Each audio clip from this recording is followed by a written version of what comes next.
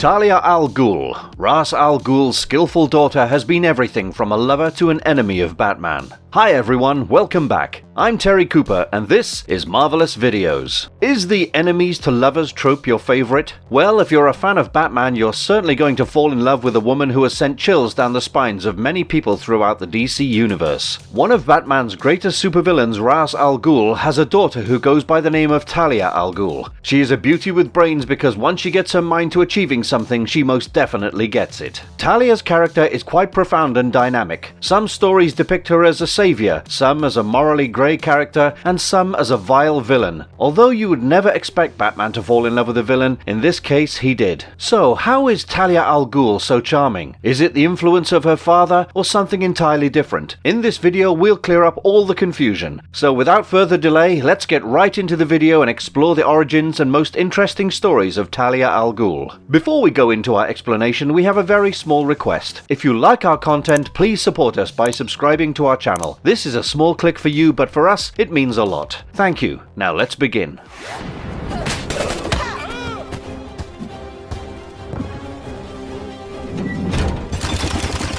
In the movies, Talia Al Ghul ruled the Nolanverse with an impactful presence. In the film The Dark Knight Rises, we get a relatively wholesome appearance from the main villain, Ra's al Ghul's daughter Talia. Her character was portrayed by the brilliant French actress Marion Cotillard. Now, for those of you who might not remember, Ra's al Ghul was the leader of an old and powerful secret society known as the League of Shadows. The primary motive of this organization was to restore world balance by conducting mass executions wherever it seemed necessary to them. Now, the story of Talia Al Ghul begins inside a prison called the Pit, which is located within a Middle Eastern country and is also known to be the worst hell on earth. Her mother, the warlord's daughter, made the biggest mistake of her life by marrying Ra's al Ghul, a foreign mercenary who worked for the warlord. As a result of this union, Ra's al Ghul was exiled from that place, and the warlord's daughter, who was pregnant at the time, paid the price by being imprisoned in the Pit. The warlord's daughter gave birth to their daughter Talia Al Ghul inside the Pit, but while she was a child, an incident changed her life completely. One night, her mother was assaulted and murdered by a bunch of other inmates when the prison doctor forgot to lock their cell, and as Talia watched this happen in terror, she stabbed one of the prisoners in the back with a dagger. But of course, this made her a target. Luckily for her, there was another prisoner known as Bane who saved her from harm. The character of Bane, played by the incredibly talented actor Tom Hardy, continued to protect Talia in the Pit and soon helped her climb out of it and escape.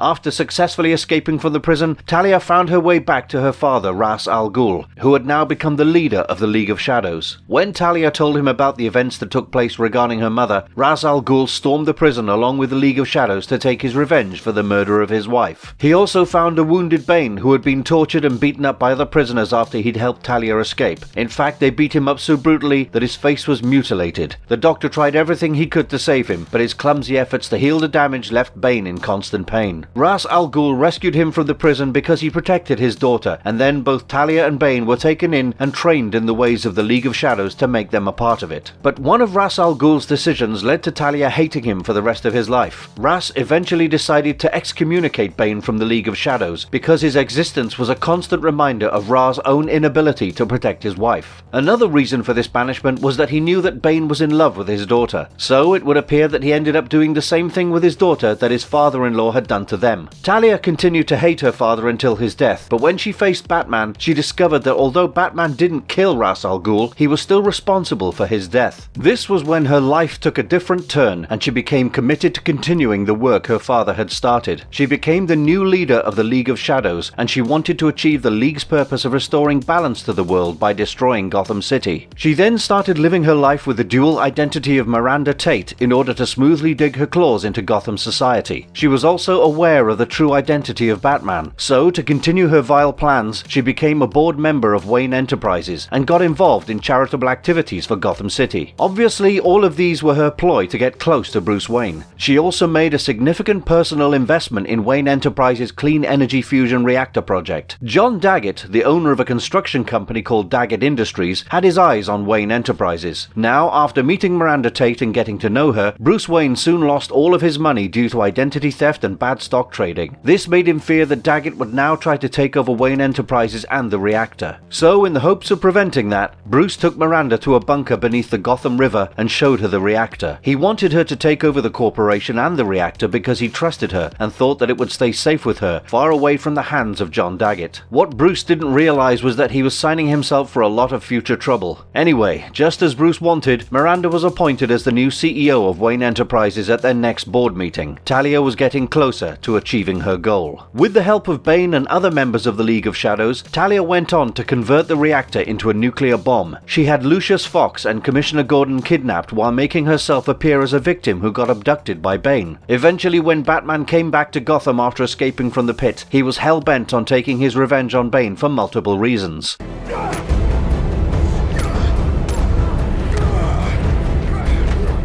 Bane was the one who defeated Batman and locked him up in the pit, and as far as Batman was concerned, he now held Miranda captive. In fact, when Batman found out that Ra's al Ghul had a child, he assumed that child to be Bane. So when Batman attacked Bane along with the cops, he was unaware that his supposed girlfriend was about to betray him. Someone had the trigger for the nuclear bomb, and when Batman was questioning Bane about it, Miranda stabbed him. The big reveal finally took place, and Miranda introduced herself before Batman as Talia Al Ghul, the child of Ra's al Ghul. Miranda Tate was at last being truthful to Batman as she shared the story of her life with him. She then tried to execute the destruction of Gotham City by hitting the trigger on the nuclear bomb, but her attempt failed due to Commissioner Gordon's intervention. Talia then tried to take the bomb truck away from there and back to the reactor room, but Batman chased after her. She was on the brink of death from Batman's attack when she made one final attempt to make sure that no one would be able to stop the bomb from destroying Gotham City. With her final breath, she told Batman, "There is no way to stop this bomb. Prepare yourselves. My father's work is done." But as relentless as ever, Batman went on to save Gotham City and its citizens. Well, at least Talia died thinking that she had succeeded in bringing her father's wishes to reality. Marion Cotillard's portrayal of Talia Al Ghul is proof that no one else could have done a better job of bringing out the depth of this character. She perfectly captured the lost innocence of Talia and the weight on her shoulders of her father's acceptance and dreams. In fact, for the role of Miranda Tate, Cotillard was immediately the first choice of director Christopher Nolan.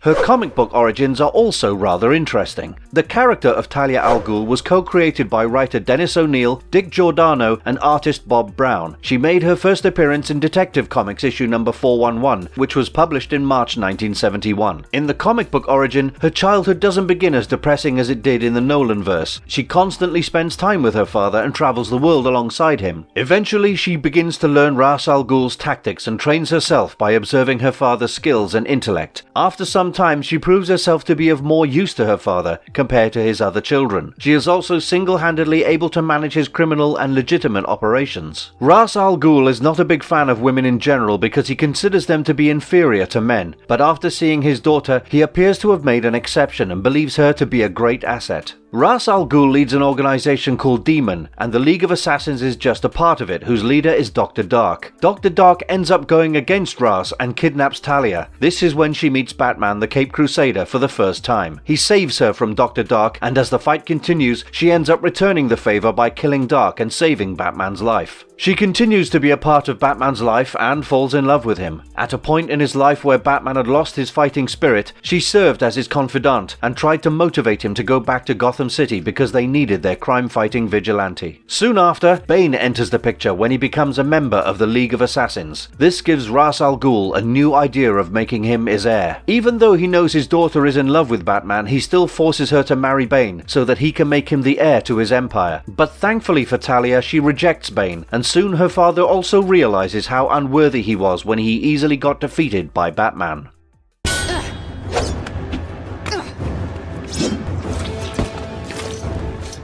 Her appearance in Batman, the animated series. Talia made an appearance in Batman the Brave and the Bold. In this version, her character was shown to have a crush on Robin initially. However, we later find out that she is actually in love with Batman as she kisses him, and also helps him in defeating Ra's al Ghul. She is voiced by Andrea Bowen. The next time we see Talia is as a cameo in the Young Justice Outsiders episode, Rescue Op. In this version, we meet her with her child, who is an illegitimate son. She also ends up having a speaking role in Young Justice, where her character is voiced by Gezerah Fazal. We also get a much deeper take on Talia Al Ghul in the DC animated universe, where her character is voiced both by Helen Slater and Olivia Hussey. Here we have Ra's al Ghul as the founder and leader of the organization called the Society of Shadows, and Talia Al Ghul is one of the most trusted members. She has a half-brother named Arcady Duval, and we don't know anything about his mother, just like Talia's mother. In Batman, the animated series, Talia's character is voiced by Helen Slater. She is introduced to us in episode 50 titled Off Balance. The budding romance between Batman and Talia is explored in more detail in this series. Initially, Ra's al Ghul gives Talia the task of going after his former servant known as Vertigo. Vertigo's motives were even more wicked compared to Ra's al Ghul's, and he considered Ra's no longer helpful to his plans. As a result, Vertigo chose to form his own group, taking members from the Society of Shadows. At the same time, Batman is also pursuing Vertigo, and the soon-to-be couple end up crossing paths when they are attacked and taken as captives. During this time, Batman and Talia decide to join forces to have a chance of success against their common enemy. Their romance also starts to grow, as you can imagine. However, Talia disappoints Batman when she chooses to go against him so that she can acquire Vertigo's sonic weapon to present to her father. She comes back to the series in a two-part episode titled The Demon's Quest. Here we get to see a fake mutual alliance between Ra's al Ghul and Batman. As surprising as it sounds, Ra's al Ghul lies to Batman, telling him that both his daughter and Dick Grayson have been kidnapped. So Batman has to work with him to rescue his partner. Ra's al Ghul faked this incident only because he wanted to judge Batman's capability of being his heir, and because Talia wanted her paths to cross with Batman again so that she could marry him. But it doesn't exactly follow the enemies to lovers plot twist, because Batman refuses to marry her. Eventually, when her father goes on a mission to gain his immortality, Talia helps Batman to stop him. Seeing this as a sign of betrayal, her father casts her aside and tries to kill them both. But Talia's loyalties are always questionable, since she seems to be unable to betray her father completely. Instead, she betrays Batman again and gets in his way when he and Robin are about to hand Ra's al Ghul over to the authorities. So, can we call her Daddy's princess yet?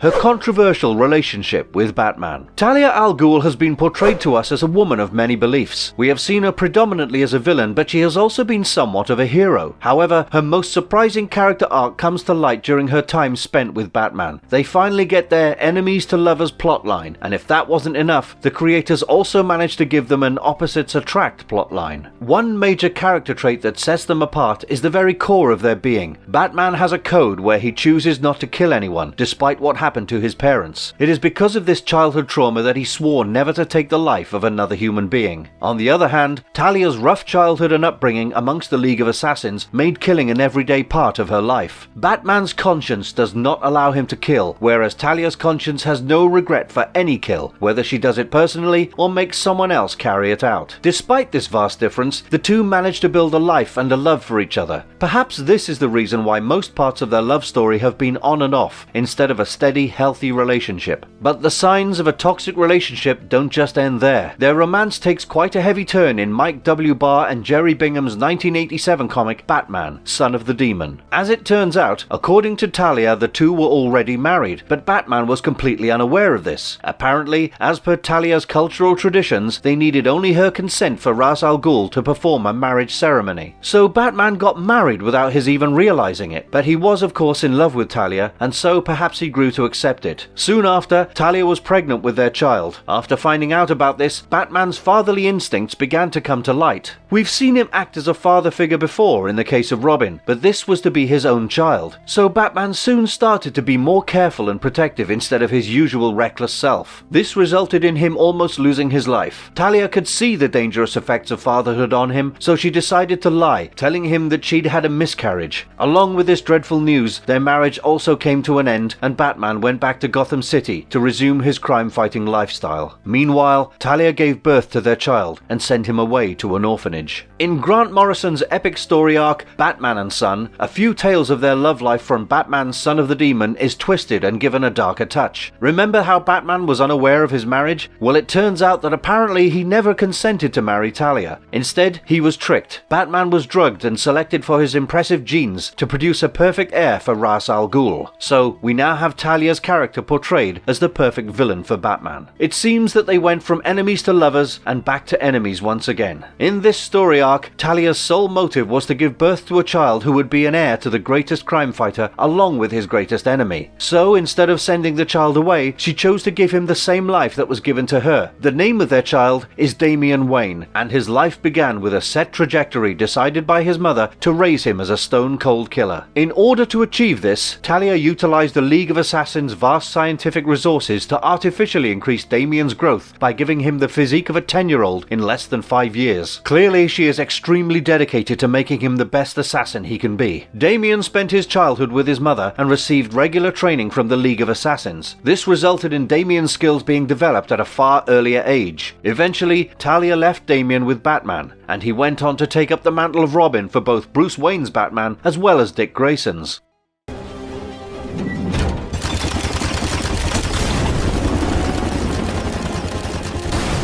What makes her such a deadly assassin? Every Batman fan is well aware of the legend of the Lazarus Pits. It was accidentally discovered by Ra's al Ghul. He found out about the restorative chemical pools and their abilities to heal even the ones who were on their deathbeds. Now, Talia, being his daughter, was of course exposed to the Lazarus Pits multiple times, and it gave her an extended lifespan. She possesses a knack for business and has proven herself to be an excellent businesswoman, so her intellect is higher than other members of the League of Shadows. Talia is also an advanced martial artist and excels in hand-to-hand combat and has mastery over her weapons and firearms. And like any good villain, she is also able to manipulate her victims and makes good use of the tactics she has up her sleeve. So it wouldn't be surprised if you found yourself being charmed by her wits.